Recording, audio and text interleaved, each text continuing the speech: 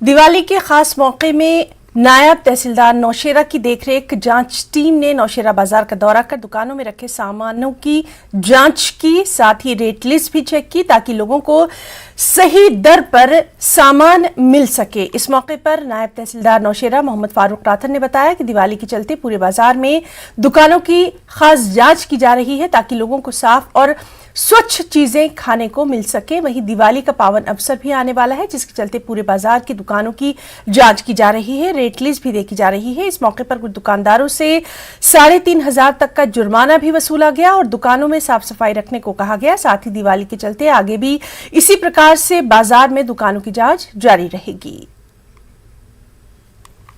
ये सफाई रखें और अच्छी अच्छी चीजें और ताज़ी चीजें बनाएं और जहाँ कोई कमी पाएगी हमने उनको जुर्माना भी किया और साथ साथ और ये रूटीन में होती रहेगी, चेकिंग हम करते रहते हैं, पहले भी किया, अभी रूटीन में चेकिंग होती रहती है। और दिवाली के फेस्टिवल के खास कर उसके लिए हमने चेकिंग की और सब कस्टमर को या दुकानदारों को हिदायत दी किसी किस्म की कोई भी चीज़ पुरानी या एक्सपायर चीज़ ना पाई जाए। तो हमने और हमने मौके पर 3-4 हज़ार रुपया फाइन भी किया उनको।